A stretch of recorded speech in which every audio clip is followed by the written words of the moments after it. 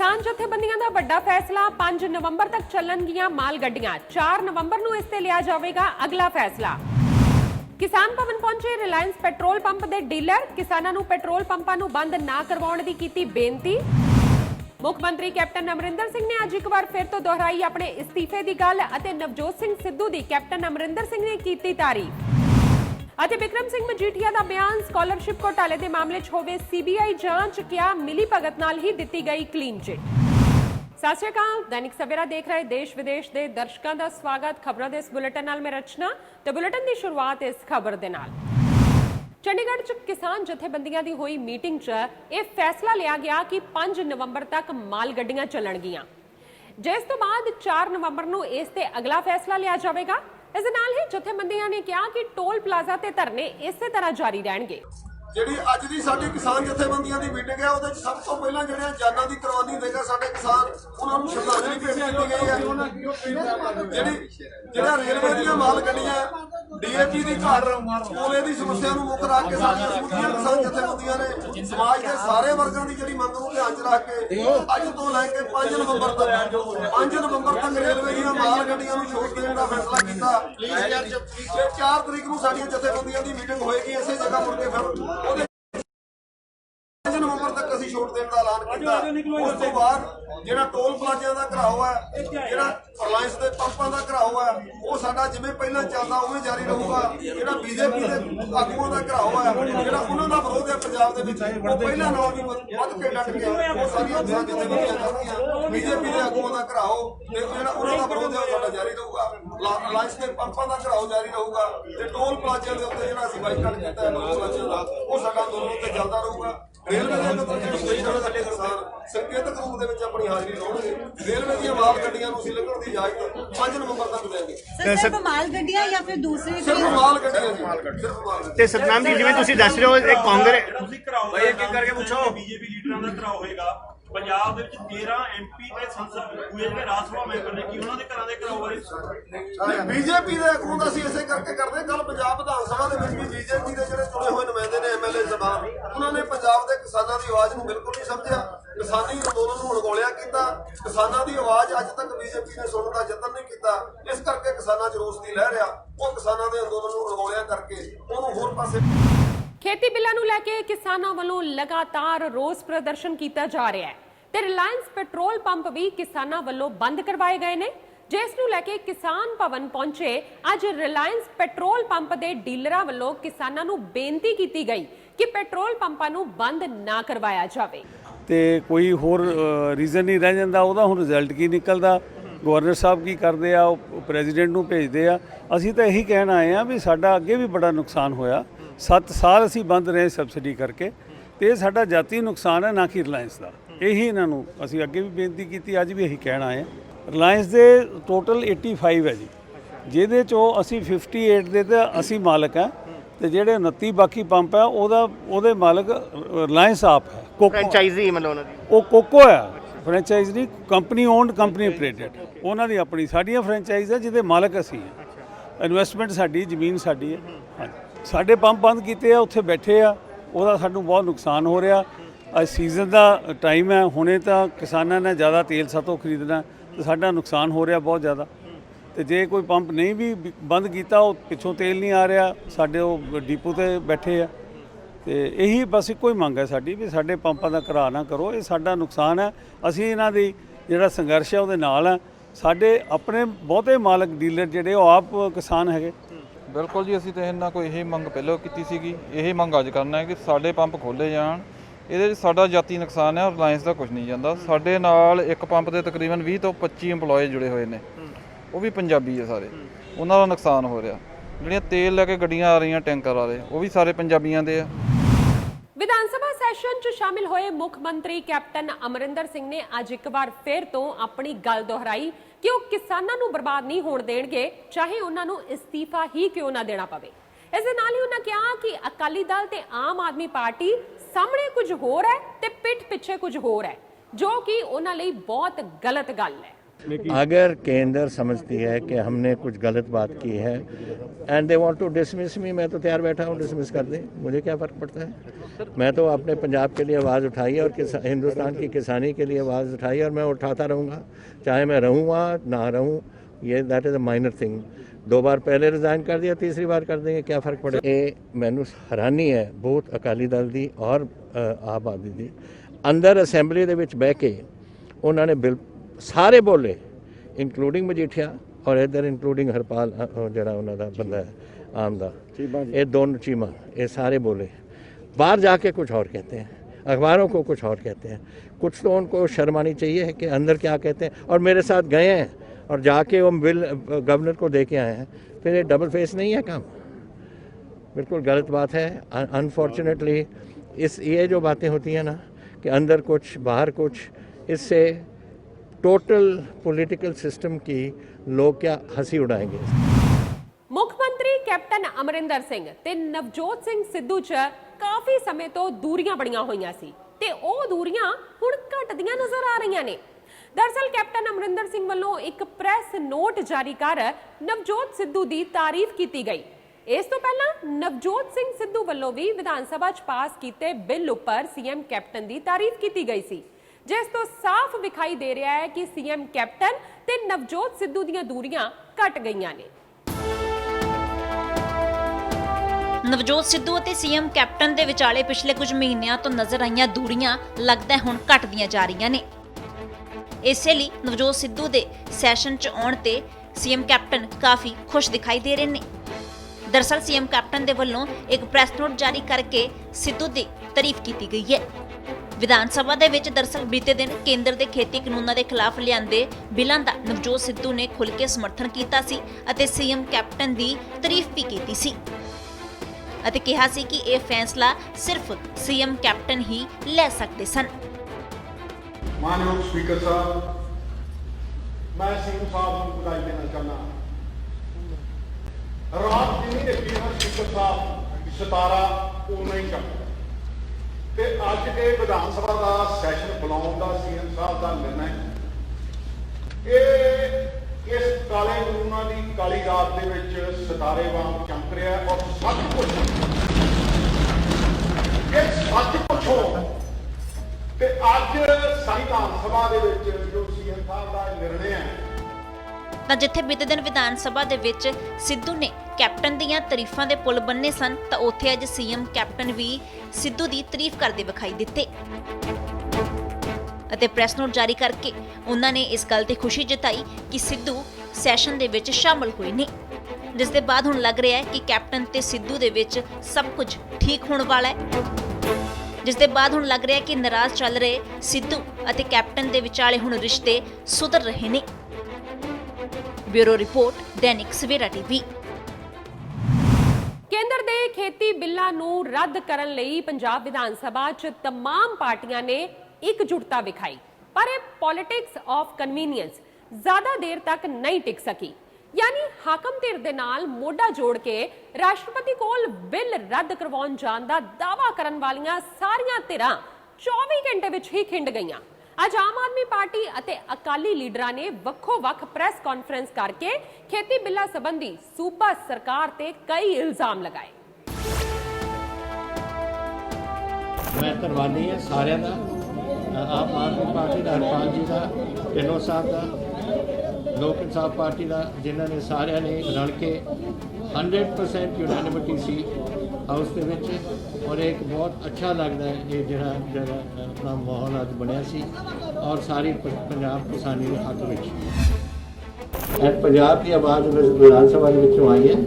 S governor of Punjab he should do this ਔਰ ਮੈਂ ਅਸੀਂ ਟਾਈਮ ਵੀ ਮੰਗਿਆ ਹੁਣ ਰਾਸ਼ਟਰਪਤੀ ਜੀ ਤੋਂ ਆਲਰੇਡੀ ਕਿ 2 ਔਰ 5 ਨਵੰਬਰ ਦੇ ਦਰਮਿਆਨ ਮੈਂ ਸੁਣਿਆ ਉਹਨਾਂ ਨੂੰ ਟਾਈਮ ਹੈ, ਉਹ ਸਾਨੂੰ ਕੋਈ ਟਾਈਮ ਦੇ ਰਹੇ। ਸਾਰਾ ਵਿਧਾਨ ਸਭਾ ਉੱਤੇ ਜਾਊਗਾ। ਸੀਐਮ ਕੈਪਟਨ ਦੀ ਇਹ ਖੁਸ਼ੀ 24 ਘੰਟੇ ਵੀ ਬਰਕਰਾਰ ਨਹੀਂ ਰਹਿ ਸਕੀ ਅਤੇ ਨਾਲ ਹੀ ਲੱਗਦਾ ਹੈ ਕਿ ਕੈਪਟਨ ਦੀ ਇਹ ਖੁਆਇਸ਼ ਵੀ ਹੁਣ ਕਦੇ ਪੂਰੀ ਨਹੀਂ ਹੋਵੇਗੀ, ਕਿਉਂਕਿ ਕੱਲ ਇੱਕ ਮੰਚ ਤੇ ਨਜ਼ਰ ਆਉਣ ਵਾਲੀਆਂ ਪੰਜਾਬ ਦੀਆਂ ਸਿਆਸੀ ਪਾਰਟੀਆਂ ਦਾ ਅੱਜ ਵਖਰੇਵਾਂ ਦੇਖਣ ਨੂੰ ਮਿਲਿਆ। ਜੇਕਰ ਗੱਲ ਕਰੀਏ ਅਕਾਲੀ ਦਲ ਦੀ ਤਾਂ ਇਹ ਕੱਲ ਮੋਹਰੀ ਕਤਾਰ 'ਚ ਖੜਾ ਨਜ਼ਰ ਆ ਰਿਹਾ ਸੀ, ਅੱਜ ਉਸੇ ਦੇ ਹੀ ਤੇਵਰ ਬਦਲੇ ਨਜ਼ਰ ਆਏ। ਦੇਖੋ ਅਸੀਂ ਸੀਐਮ ਸਾਹਿਬ ਜੋ ਬਿੱਲ ਲੈ ਕੇ ਆਏ ਸੀ ਅਸੀਂ ਇਨਵਨ ਦਬ ਕਿਨਾਂ ਦੇ ਹੱਕ ਦੇ ਵਿੱਚ ਸਪੋਰਟ ਕੀਤੀ ਹੈ, ਕਿਉਂਕਿ ਅੱਜ ਫਰਜ਼ ਹੈ ਸਾਰੀਆਂ ਸਿਆਸੀ ਤਰ੍ਹਾਂ ਇੱਕ ਪਾਸੇ ਛੱਡ ਕੇ ਕਿਸਾਨੀ ਨਾ ਖੜਨ। ਔਰ ਮੈਂ ਨਰਿੰਦਰ ਮੋਦੀ ਨੂੰ ਵੀ ਗੱਲ ਕਹਿਣੀ ਚਾਹੁੰਦਾ ਕਿ ਤੂੰ ਪੰਜਾਬ ਨੂੰ ਬਹੁਤਾ ਛੋਟਾ ਸੂਬਾ ਨਾ ਸਮਝ। ਜਿੰਨੀਆਂ ਵੀ ਇਨਕਲਾਬ ਉੱਠੇ ਨੇ, ਜਿੰਨੀਆਂ ਵੀ ਜੋ ਕੁ ਲਹਿਰਾਂ ਉੱਠੀਆਂ ਨੇ ਪੰਜਾਬ 'ਚ ਉੱਠੀਆਂ ਨੇ, ਉਹ ਸਿਰਫ ਛੋਟਾ ਸੂਬਾ ਸਮਝ ਕੇ ਇਹਨੂੰ ਇਗਨੋਰ ਕਰ ਰਿਹਾ। ਜੇ ਕਿਸਾਨੀ ਮਰ ਗਈ ਮੈਂ ਸਮਝਦਾ ਵੀ ਸਾਰੀ ਦੁਨੀਆ ਹੀ ਮਰ ਗਈ। ਇਹ ਜੇ ਪੰਜਾਬ ਦੇ ਵਿੱਚੋਂ ਆਹ ਹਾਲਾਤ ਬਣ ਗਏ, ਇਹ ਚਿੰਗਾਰੀ ਬਾਕੀ ਸੂਬਿਆਂ ਦੇ ਵਿੱਚ ਵੀ ਜਾਊ। ਪੰਜਾਬ ਦੀ ਸਥਿਤੀ ਨਹੀਂ ਬਦਲੂਗੀ। ਪੰਜਾਬ ਦੇ ਲੋਕਾਂ ਨਾਲ ਇਹ ਧੋਖਾ ਹੈ। ਪੰਜਾਬ ਦੇ ਲੋਕ ਇੱਕ ਗੱਲ ਸਮਝ ਲੈਣ ਕਿ ਜੋ ਵਿਧਾਨ ਸਭਾ 'ਚ ਕੱਲ ਹੋਇਆ ਹੈ ਇਹ ਠੀਕ ਹੈ। ਸਾਨੂੰ ਇਹ ਤੁਸੀਂ ਪੁੱਛੋਗੇ ਤੁਸੀਂ ਨਾਲ ਕਿਉਂ ਖਲੋਤੇ, ਕਿਉਂਕਿ ਉੱਥੇ ਇੰਪ੍ਰੈਸ਼ਨ ਇਹ ਭੇਜ ਰਹੇ ਸੀ ਬਾਹਰ ਕਿ ਜਾਂ ਤਾਂ ਤੁਸੀਂ ਨਾਲ ਖਲੋ ਜੋ, ਤੇ ਜੇ ਤੁਸੀਂ ਨਾਲ ਨਹੀਂ ਖਲੋਂਦੇ ਫਿਰ ਤੁਸੀਂ ਕਿਸਾਨਾਂ ਦੇ ਉਲਟੋ। ਅਸੀਂ ਦਿੱਲੀ ਦੇ ਕਾਲੇ ਕਾਨੂੰਨਾਂ ਦੇ ਖਿਲਾਫ ਸੀ, ਮਗਰ ਜਿਹੜੇ ਸਾਡੇ ਖਦਸ਼ੇ ਸੀ ਉਹ ਤਾਂ ਨਾ ਵਿਧਾਨ ਸਭਾ ਦੇ ਅੰਦਰ ਐਡਰੈਸ ਹੋਏ ਔਰ ਨਾ ਬਾਹਰ ਹੋਏ। ਤੁਸੀਂ ਮੇਰਾ ਪਹਿਲਾ ਇੰਟਰਵਿਊ ਵੇਖ ਲਓ, ਆਉਂਦੇ ਸਾਰ ਬਾਹਰ ਮੈਂ ਉਹੀ ਗੱਲਾਂ ਕੀਤੀਆਂ ਕੱਲ। ਔਰ ਕੈਪਟਨ ਅਮਰਿੰਦਰ ਸਿੰਘ ਜੀ ਕੱਲ ਬਾਰ-ਬਾਰ ਸਾਨੂੰ ਬੁਲਾਉਂਦੇ ਸੀ ਕਿ ਮੇਰੇ ਨਾਲ ਖੜੇ ਹੋ ਜਾਓ, ਮੇਰੇ ਨਾਲ ਖੜੇ ਹੋ ਜਾਓ। ਉਹ ਤਾਂ ਕਦੇ ਨਾਲ ਖੜੇ ਨਹੀਂ ਕੀਤਾ, ਅਸੀਂ ਤਾਂ ਆਪ ਬਚਦੇ ਫਿਰਦੇ ਸੀਗੇ। ਢਿੱਲੋਂ ਸਾਹਿਬ ਨੂੰ ਜ਼ਰੂਰ ਜਦੋਂ ਗਵਰਨਰ ਤੇ ਜਾਣਾ ਸੀਗਾ ਨਾਲ ਗਏ ਆ, ਮਗਰ ਓਨਲੀ ਅਗੇਂਸਟ ਕਾਲੇ ਕਾਨੂੰਨ ਆਫ ਦਿੱਲੀ। ਪੰਜਾਬ ਦੀ ਜਿਹੜੀ ਸਰਕਾਰ ਦੀ ਜ਼ਿੰਮੇਵਾਰੀ ਹੈ, ਜਿਸ ਤਰ੍ਹਾਂ ਫਿਕਸਡ ਮੈਚ ਖੇਡਿਆ ਗਿਆ ਅਸੀਂ ਉਸ ਨੂੰ ਕੰਡੈਮ ਕਰਦੇ। ਇਹ ਤਾਂ ਹੋ ਗਈ ਅਕਾਲੀ ਦਲ ਦੀ ਗੱਲ। ਹੁਣ ਗੱਲ ਕਰ ਲੈਂਦੇ ਆ ਆਮ ਆਦਮੀ ਪਾਰਟੀ ਦੀ, ਜੋ ਪਹਿਲਾਂ ਤਾਂ ਕੈਪਟਨ ਦੇ ਬਿੱਲਾਂ ਨੂੰ ਵਧੀਆ ਦੱਸ ਰਹੀ ਸੀ ਅਤੇ ਅੱਜ ਉਹਨਾਂ ਬਿੱਲਾਂ ਖਿਲਾਫ ਹੀ ਕੈਪਟਨ ਅਮਰਿੰਦਰ ਸਿੰਘ ਨੂੰ ਘੇਰਦੀ ਨਜ਼ਰ ਆਈ। ਬਿਲਕੁਲ ਜੀ ਅਸੀਂ ਸਰਬਸੰਮਤੀ ਦੇ ਨਾਲ ਜਿਹੜਾ ਹੈ ਕਾਨੂੰਨ ਪਾਸ ਕੀਤਾ ਹੈਗਾ। ਸਾਰੀਆਂ ਪਾਰਟੀ ਨੇ ਆਪਣੀ ਪਾਰਟੀ ਲਾਈਨ ਪਿੱਛੇ ਛੱਡ ਕੇ ਪੂਰੇ ਪੰਜਾਬ ਦੇ ਕਿਸਾਨ ਨਾਲ ਖੜਿਆ, ਖੇਤ ਮਜ਼ਦੂਰ ਨਾਲ ਖੜਿਆ, ਪੂਰੇ ਪੰਜਾਬੀਆਂ ਨਾਲ ਖੜਿਆ ਸੀ। ਸੋ ਅਸੀਂ ਜਿਹੜੀ ਆਪਣੀ ਪਾਰਟੀ ਬਾਜੀ ਪਿੱਛੇ ਆ। ਅਸੀਂ ਸਭ ਤੋਂ ਪਹਿਲਾਂ ਪੰਜਾਬ ਆ, ਕਿਸਾਨ ਆ। ਸੋ ਕਿਸਾਨ ਦੇ ਨਾਲ ਆ, ਯੂਨਾਨੀਮਸਲੀ ਜਿਹੜਾ ਕਾਨੂੰਨ ਪਾਸ ਕੀਤਾ ਗਿਆ। ਪਰ ਤੁਸੀਂ ਸ਼ੰਕੇ ਜਾ ਕਰ ਰਹੇ ਸੀ ਕਿ ਕੈਪਟਨ ਸਰਕਾਰ ਮੋਦੀ ਸਰਕਾਰ ਨਾਲ ਫ੍ਰੈਂਡਲੀ ਮੈਚ ਖੇਡ ਰਹੀ ਹੈ ਰਾਤੋਂ ਰਾਤ। ਦੇਖੋ ਉਦੋਂ ਕਾਪੀਆਂ ਮਿਲੀਆਂ ਨਹੀਂ ਸੀ, ਅਸੀਂ ਕਾਪੀਆਂ ਦੀ ਮੰਗ ਕਰ ਰਹੇ ਸੀਗੇ। ਜਦੋਂ ਕਾਪੀਆਂ ਮਿਲ ਗਈਆਂ ਜਿਹੜੇ ਹੈ ਸ਼ੰਕੇ।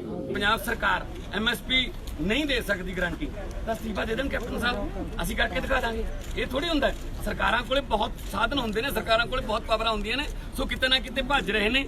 ਸਿਰਫ 2 ਤਰੀਕੇ ਕਰਕੇ ਜਿਹੜਾ ਬਿੱਲ ਹੈ ਉਹ ਲੁਕੋਇਆ ਜਾਂਦਾ ਹੈ ਵਿਰੋਧੀ ਪਾਰਟੀ ਤੋਂ। ਜਾਂ ਤਾਂ ਸਰਕਾਰ ਨੇ ਖੁਦ ਨਾ ਪੜਿਆ ਹੋਵੇ ਕਿ ਸਾਨੂੰ ਤਾਂ ਆਪ ਨਹੀਂ ਪਤਾ, ਜਾਂ ਫਿਰ ਉਹਦੇ ਵਿੱਚ ਕੁਝ ਜਿਹੜੀ ਵਿਰੋਧੀ ਪਾਰਟੀਆਂ ਤੋਂ ਜਾਂ ਲੋਕਾਂ ਤੋਂ ਲੁਕਾਉਣ ਵਾਲੀ ਗੱਲ ਹੋਵੇ। ਤੋਂ ਲੁਕਾਉਣ ਵਾਲੀਆਂ ਗੱਲਾਂ ਕਰਕੇ ਸਾਨੂੰ ਬਿਲਕੁਲ ਐਨ ਮੌਕੇ ਤੇ ਬਿੱਲ ਦਿੱਤਾ। ਅਸੀਂ ਕਿਸਾਨਾਂ ਕਰਕੇ ਸਾਥ ਦਿੱਤਾ ਕਿ ਇਹ ਨਾ ਮੈਸੇਜ ਆਵੇ ਕਿ ਜਿਹੜੇ ਨੇ ਕੋਈ ਰਾਜਨੀਤਿਕ ਪੱਧਰ ਤੇ ਕੋਈ ਇੱਥੇ ਜਿਹੜਾ ਅਸੀਂ ਦੋ ਫਾੜ ਆ। ਸੋ ਉਹ ਮੈਸੇਜ ਤਾਂ ਅਸੀਂ ਦਿੱਤਾ, ਪਰ ਅੱਜ ਫੇਰ ਕਹਿੰਦੇ ਆ ਸਾਡੇ अपोजिशन ਦੇ ਲੀਡਰ भी आ गए हैं। थोड़ा हिंदी में आज फिर क्या विरोध है? हाँ जी, हमारा विरोध ये है कि ये कानून नहीं बनाए, ये सिर्फ अमेंडमेंट की तजवीज की है। और अमेंडमेंट भी उन कानूनों में जो सेंटर ने ऑलरेडी बनाए हैं, वो अपने ही कानूनों में अमेंडमेंट कैसे कर देंगे? इससे पहले किसान जो हैं वो रेलवे लाइनों पर बैठे हैं। लड़ाई तो सेंटर के साथ ही है। लड़ाई का तो कोई बदलाव हुआ नहीं, लड़ाई उन्हीं के साथ चलेगी। लेकिन कांग्रेस इसको ये समझ रही है हमने जीत लिया जी, कैप्टन साहब ने एक हिस्ट्री क्रिएट कर दी जी, किसानों का रखवाला बन गया। नो।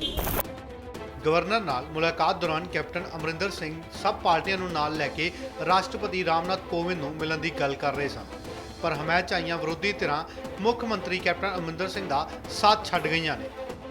ਅਜਿਹੇ ਵਿੱਚ ਇਹ ਕਹਿਣਾ ਗਲਤ ਨਹੀਂ ਹੋਵੇਗਾ ਕਿ ਇਹ ਇਕਜੁੱਟਤਾ ਮਹਿਜ ਕੁਝ ਹੀ ਸਮੇਂ ਦੀ ਸੀ, ਜਿਸ ਕਾਰਨ ਹੁਣ ਕੱਲ ਪਾਸ ਕੀਤੇ ਗਏ ਖੇਤੀ ਬਿੱਲਾਂ ਦਾ ਕਾਨੂੰਨੀ ਰੂਪ ਅਖਤਿਆਰ ਕਰ ਲੈਣ ਦਾ ਰਾਹ ਸੌਖਾ ਨਹੀਂ ਰਹਿ ਜਾਵੇਗਾ।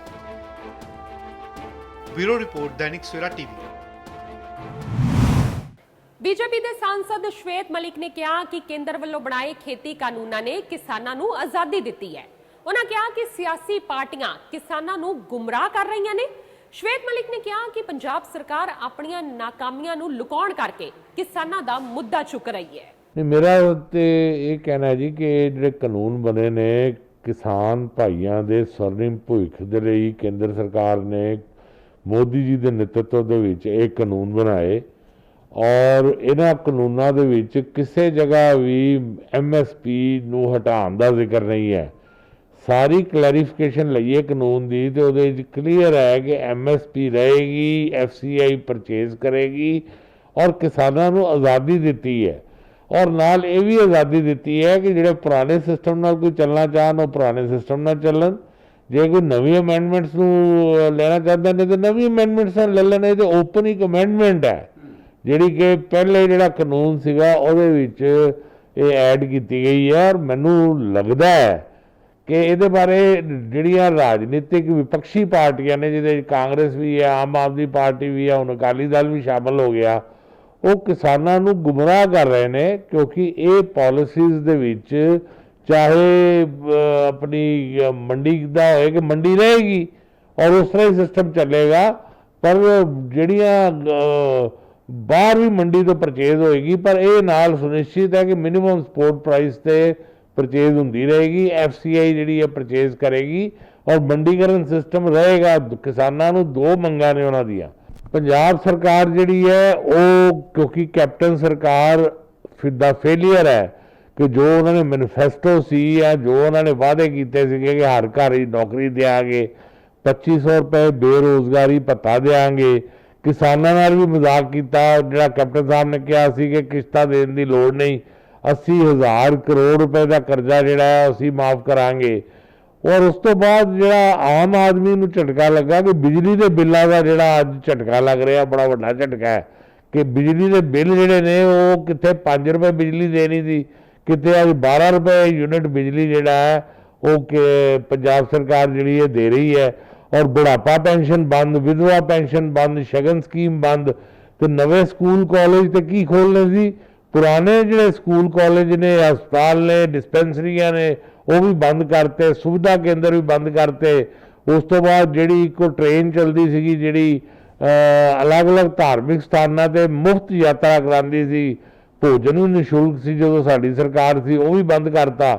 ਸੋ ਅੱਜ ਜਿਹੜੇ ਮੋਬਾਈਲ ਦੇਣੇ ਸੀ ਉਹ ਵੀ ਝੂਠਾ ਵਾਅਦਾ ਸਾਬਤ ਹੋਇਆ। ਸੋ ਆਪਣੇ ਝੂਠ ਨੂੰ, ਆਪਣੇ ਫੇਲੀਅਰ ਨੂੰ ਛੁਪਾਉਣ ਦੇ ਲਈ ਅੱਜ ਕਿਸਾਨਾਂ ਦੇ ਅੰਦੋਲਨ ਦਾ ਜਿਹੜਾ ਇਹ ਲਾਭ ਉਠਾ ਕੇ ਰਾਜਨੀਤੀ ਕਰਨ ਦਾ ਪ੍ਰਯਾਸ ਕਰ ਰਹੀ ਹੈ ਕਾਂਗਰਸ। ਉਧਰ ਦੂਜੇ ਪਾਸੇ ਸਕਾਲਰਸ਼ਿਪ ਘੋਟਾਲੇ ਦੇ ਮਾਮਲੇ 'ਚ ਬੋਲਦੇ ਹੋਏ ਬਿਕਰਮ ਸਿੰਘ ਮਜੀਠੀਆ ਨੇ ਕਿਹਾ ਕਿ ਇਸ ਮਾਮਲੇ 'ਚ CBI ਜਾਂਚ ਹੋਣੀ ਚਾਹੀਦੀ ਹੈ। ਮਜੀਠੀਆ ਨੇ ਕਿਹਾ ਕਿ ਮੁੱਖ ਮੰਤਰੀ ਕੈਪਟਨ ਅਮਰਿੰਦਰ ਸਿੰਘ ਅਤੇ DGP ਦੀ ਮਿਲੀਭਗਤ ਦੇ ਨਾਲ ਹੀ ਸਾਧੂ ਸਿੰਘ ਧਰਮਸੋਤ ਨੂੰ ਕਲੀਨ ਚਿੱਟ ਦਿੱਤੀ ਗਈ ਹੈ।